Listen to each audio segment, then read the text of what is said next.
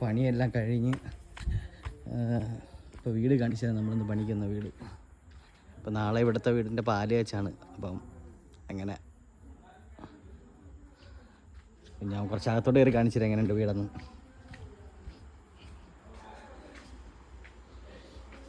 ഇതാണ് ഗൈസ് നമ്മളിന്ന് വന്ന് പണിക്കുന്ന വീട്.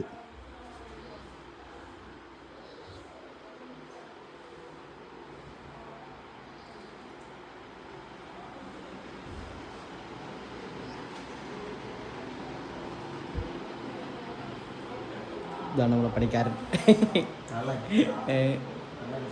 പണി. അപ്പോൾ നമ്മൾ വർക്ക് ചെയ്ത ആ ഒരു ഭിത്തി, പിന്നെ ഇതിൻ്റെ മുകളിലാണ്, വീടിൻ്റെ മുകളിലൊക്കെ ചെയ്തായിരുന്നു.